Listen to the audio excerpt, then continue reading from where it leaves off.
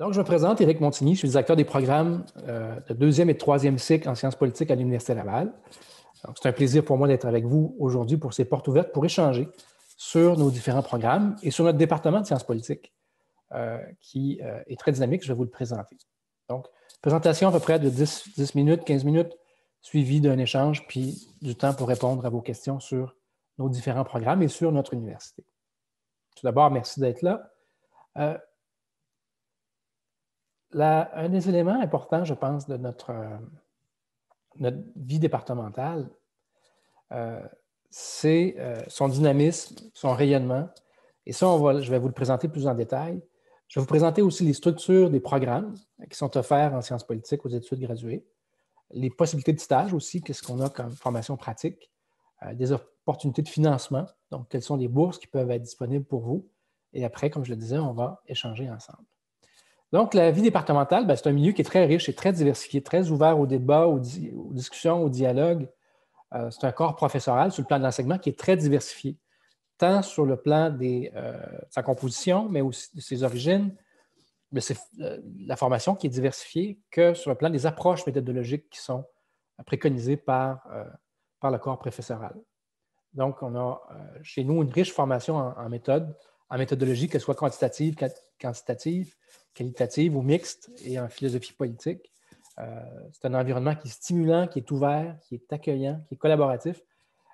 Et d'ailleurs, on appuie nos étudiants dans leur cheminement avec des bourses de formation méthodologique qui sont à leur disposition, notamment pour faire des écoles d'été internationales. C'est un milieu de recherche aussi qui est stimulant parce qu'il y a plusieurs centres de recherche, il y a plusieurs chaires de recherche, des groupes de recherche auxquels les étudiants gradués peuvent s'intégrer pour travailler dès à présent sur des projets de recherche en plus de leurs projets personnels associés à leur mémoire ou à leur doctorat. Il y a un encadrement qui est rigoureux. Donc, les professeurs à l'Université Laval en sciences politiques sont très accessibles, très disponibles pour échanger avec les étudiants. On intègre le plus possible dans nos mêmes projets de recherche des collaborations étudiantes, donc des chercheurs étudiants. Vous devenez chercheur étudiant au sein de plusieurs centres, groupes et chaires de recherche si votre domaine d'études correspond à l'existence de ces différents groupes ou centres. Et dans la tradition de notre département, on implique le plus possible nos étudiants dans la recherche, dans les publications, dans les travaux de revues de littérature, par exemple. Bref, il y a une implication très, très importante, très dynamique de nos étudiants dans la recherche. On a aussi, on se démarque avec des liens avec la communauté qui sont importants. Donc, on a une ouverture sur la pratique dans nos programmes, avec des stages, notamment par rapport avec la maîtrise avec stage, comme son nom le dit, mais aussi en recherche appliquée. Donc, on a des partenariats institutionnels avec notamment l'Assemblée nationale du Québec, des personnes désignées de l'Assemblée, avec lesquelles on collabore pour avoir des laboratoires de recherche, c'est-à-dire pouvoir faire des recherches dans ces milieux-là. On fait du rayonnement aussi, plusieurs activités de diffusion de connaissances sur lesquelles participent les étudiants, des colloques, des conférences midi, et on valorise la recherche appliquée. Pour ce qui est des stages, bien sûr, on profite du statut de capitale nationale du Québec, c'est-à-dire que l'université a son siège dans la capitale nationale, ce qui implique plusieurs stages, possibilités de stages, notamment avec le secteur public. Mais aussi, on a des stages, des possibilités de stages à l'étranger, avec différentes ententes à l'international.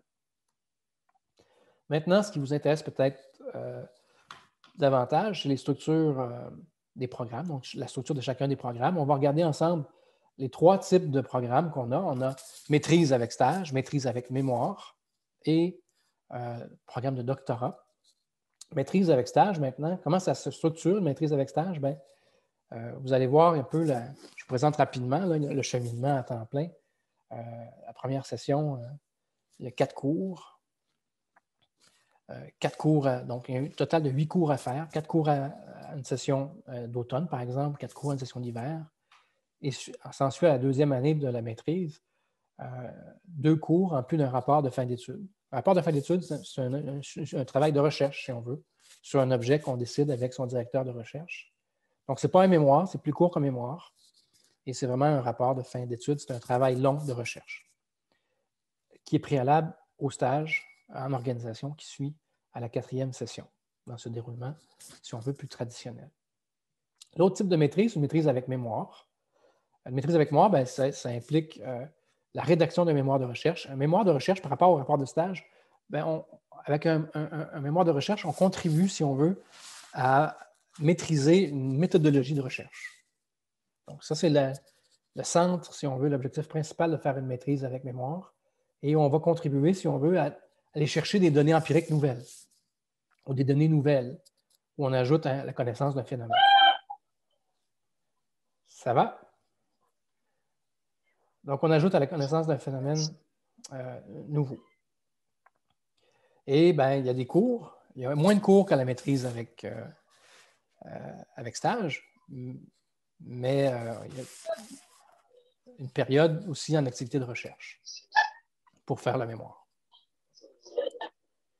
Maintenant, pour le doctorat, sur le plan de la structure du doctorat, il y a des séminaires de concentration qu'il faut suivre. Donc, il y a des cours obligatoires qu'il faut suivre au doctorat dans la première année. Contrairement à d'autres doctorats qu'il y a dans d'autres universités européennes, il y a une scolarité à faire au Québec. C'est le modèle plus nord-américain. Il y a une scolarité à faire au niveau du doctorat. Scolarité de cours de méthodologie, cours de concentration dans les champs de la science politique et des examens doctoraux. Donc, examens sur le champ d'études, examens aussi sur la thèse, et après, on tombe en activité de recherche en rédaction. Maintenant, pour un projet d'études supérieures, ça se prépare. Il y a des coûts qui sont associés à ça. Bien, il y a des bourses qui sont disponibles. Différentes bourses qui sont disponibles pour venir étudier dans notre département.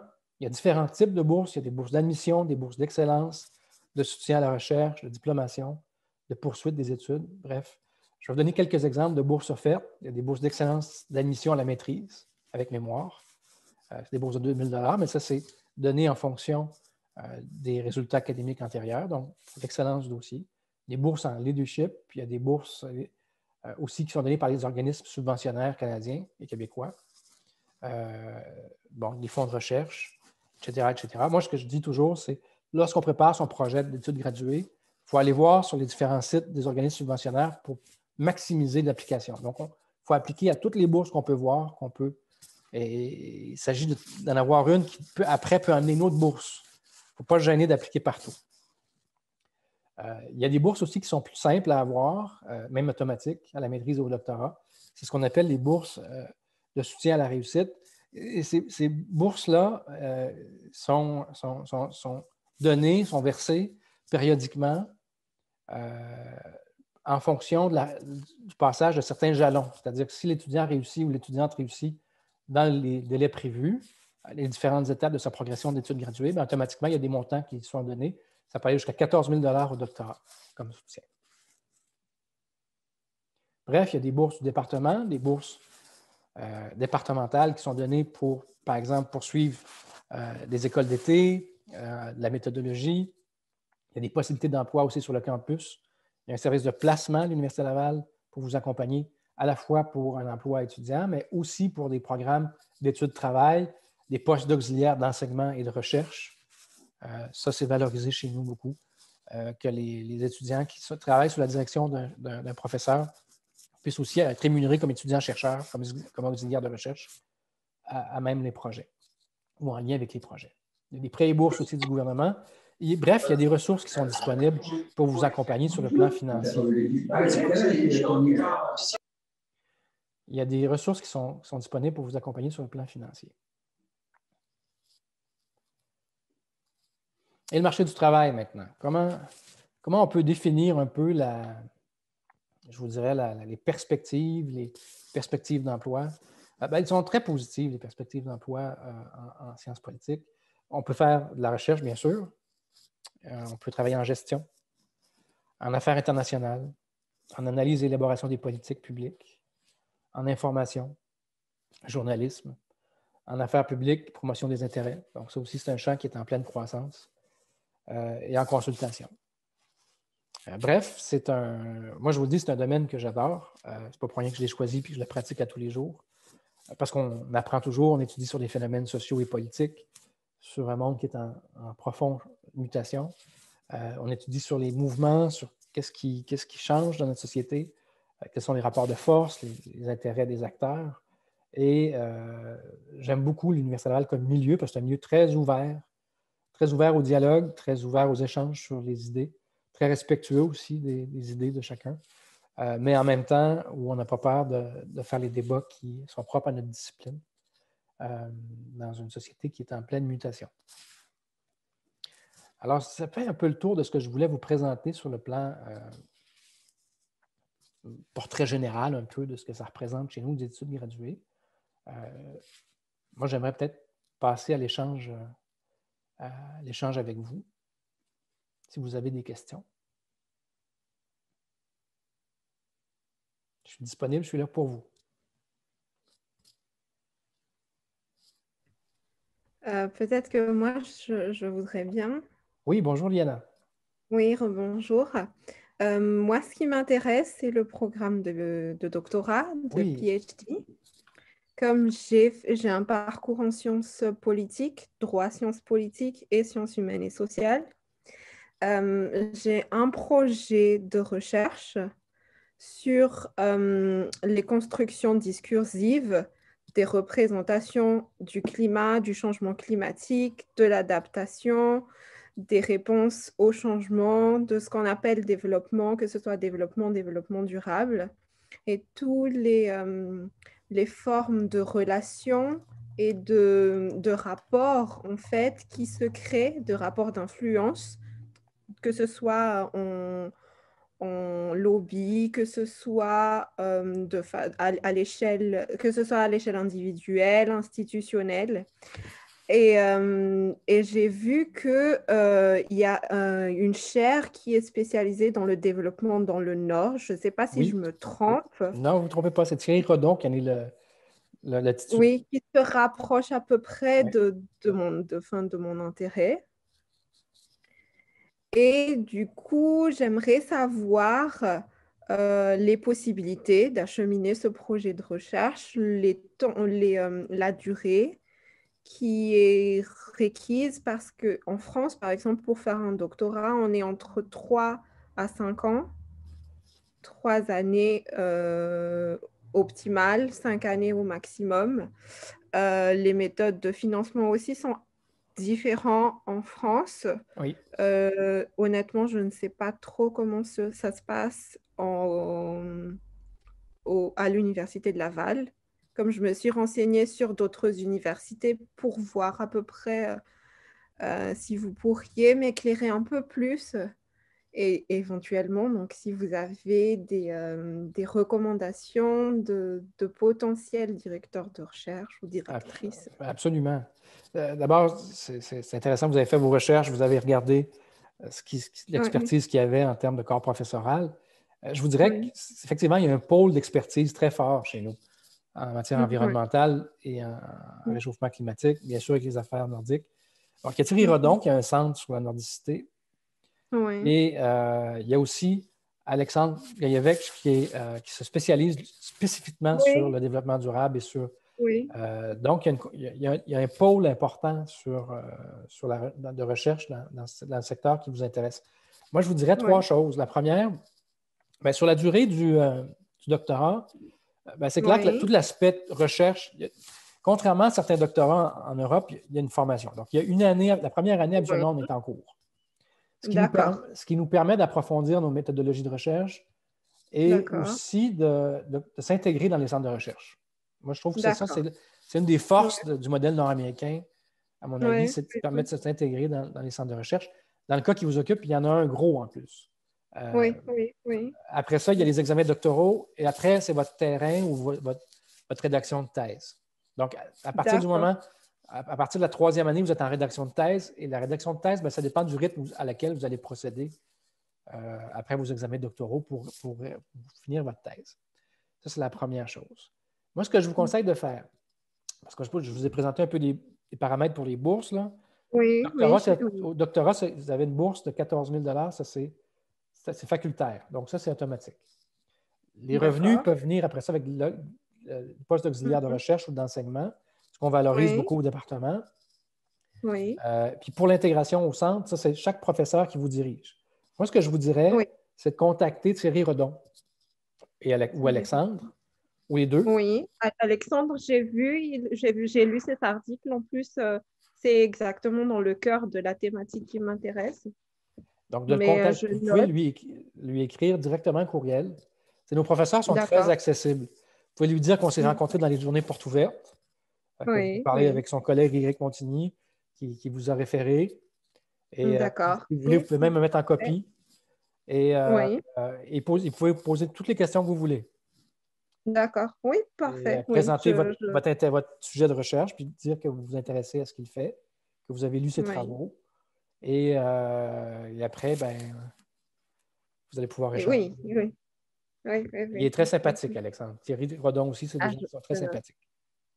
Et si je peux du coup rebondir sur ce que vous avez dit tout à l'heure, la première année, donc c'est une année de formation, surtout plutôt par rapport à la méthodologie. Est-ce que le doctorant ou la doctorante peut choisir les modules de méthodologie, par exemple, si c'est sur une base de recherche qualitative Oui, uniquement, ou est-ce ben, que c'est en fonction, après... vous allez discuter de ça avec votre directeur de recherche. Mhm. Ça, c'est clair, mais il y a, par exemple, des cours. Il y a un cours qui est obligatoire, ça s'appelle devis de recherche. Donc là, vous préparez votre devis de recherche et après, vous pouvez opter pour qualitatif ou quantitatif dans votre Oui, méthodologie. oui. D'accord, d'accord, très bien. Ou Je pense que je même, vais pas ou même faire quelque chose de mixte aussi. Vous pouvez faire Oui, une approche mixte, combiner les deux. d'accord. Et il y a des séminaires aussi de concentration pour vous préparer aux examens.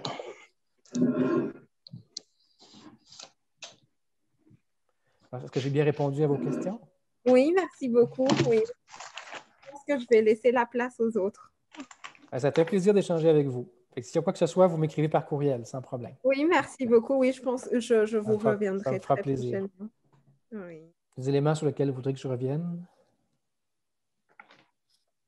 Si vous avez d'autres questions. Bonsoir, Oui, bonjour. bonjour. Je suis un peu en retard. En fait, j'avais un souci de connexion et c'est maintenant que Ah, j'arrive à... pas de problème. La, la- la présentation a été enregistrée, donc on la remettra en ligne. Ah, Quel ok. programme vous intéressait, vous, C'était le programme de doctorat en études internationales ou en Sciences Po. en sciences politiques?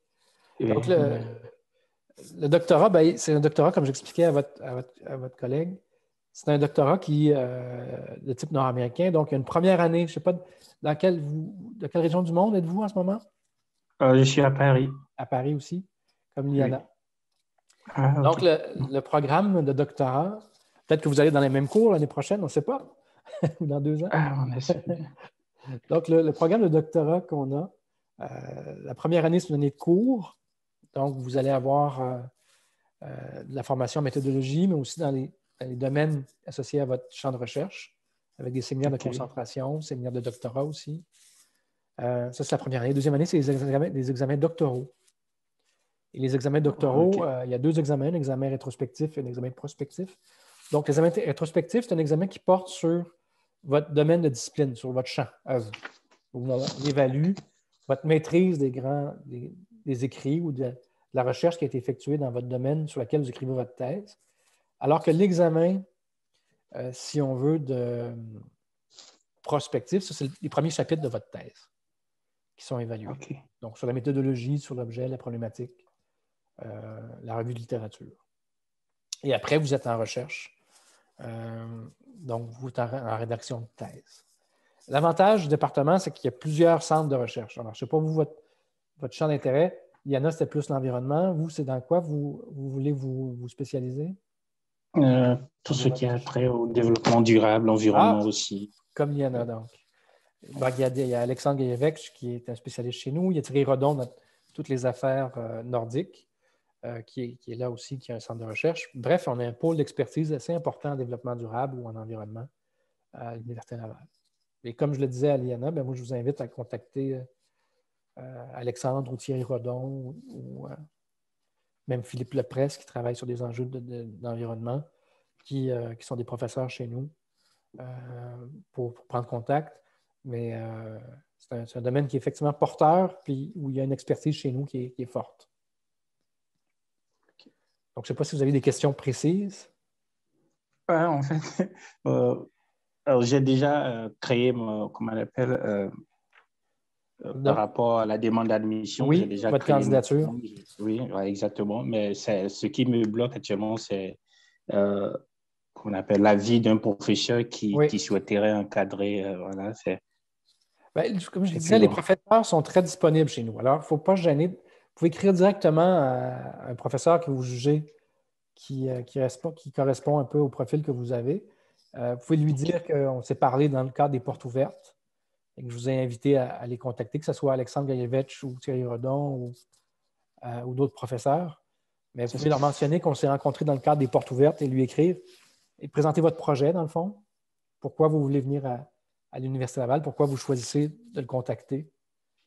Et à partir de là, ben, il y a une discussion qui se développe. Effectivement, c'est une condition importante. On ne peut pas vous admettre si on n'a pas un professeur qui a la disponibilité et qui concorde un peu avec Exactement. votre temps. Donc, c'est important déjà dès le départ d'avoir cette assurance-là.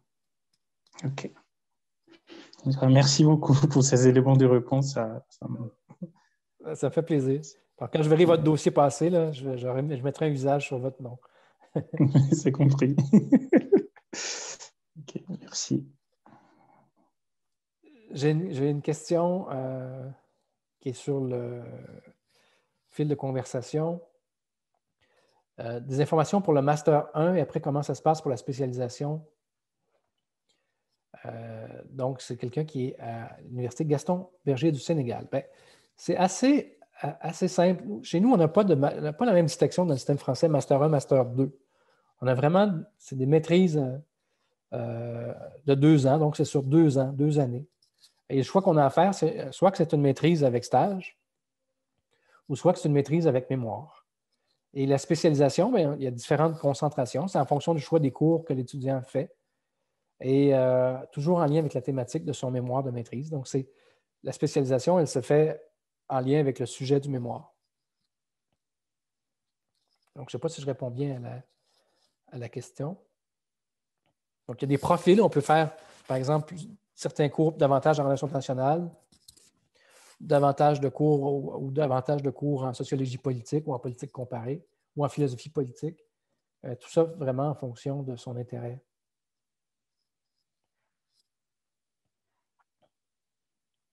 J'espère que j'ai bien répondu.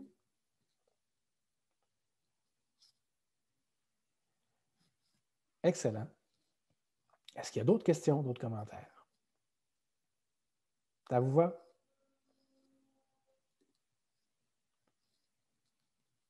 Moi, j'ai une Oui. toute dernière question. C'est à propos, souvent quand je vais sur la plateforme de l'université, Oui. j'ai aussi des projets de thèse qui sont proposés. J'ai vu récemment en commerce international avec le professeur Éric Duchesne. Oui. Je ne sais pas si c'est le thème, c'est son nom, oui. Ouais. Voilà. Si on est intéressé par ces sujets, on rédige en même temps le projet de thèse et on lui adresse ou bien comment Oui, ça oui, se passe en fait? vous lui adresser. Vous pouvez lui adresser.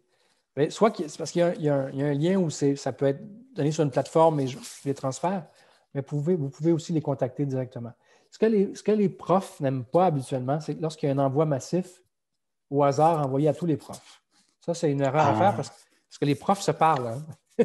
Exactement, exactement. Ouais, Et c'est quand un exactement. étudiant envoie trop de sujets différents à plein de profs, ou sans se soucier de ce sur quoi il a écrit, ben, des fois, il y a des profs qui ne répondront pas parce que ça a l'air d'un envoi massif. Donc, si vous, par exemple, si vous choisissez que ce soit, si c'est, parce que vous me parliez d'environnement tout à l'heure, ben, il faut que votre projet soit différent ou qu'il y ait un angle commerce international avec l'environnement si vous contactez Éric Duchesne pour qu'il puisse se reconnaître dans votre proposition. Mais moi, c'est une bonne question parce que il faut vraiment cibler, pas tout faire en même temps, pas contacter massivement avec un courriel général tous les professeurs. Vous identifiez identifiez certains professeurs en lien avec vraiment une problématique que vous voulez développer au doctorat, puis prenez le temps de bien rédiger votre projet, votre proposition en fonction des travaux aussi du professeur à qui vous écrivez.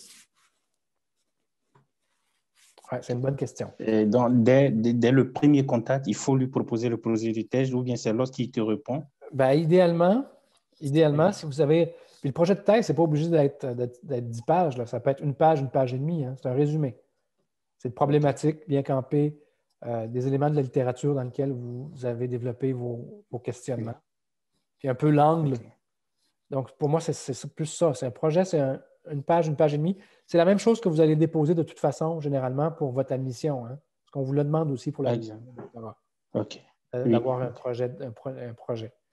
Le comité d'admission étudie ça aussi pour voir le sérieux de la démarche.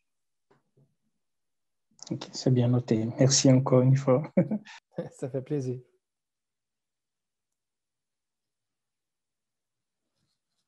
Ben, ça a été très, très agréable d'échanger avec vous. Si vous avez des questions, je suis disponible aussi par courriel. Il ne faut pas se gêner.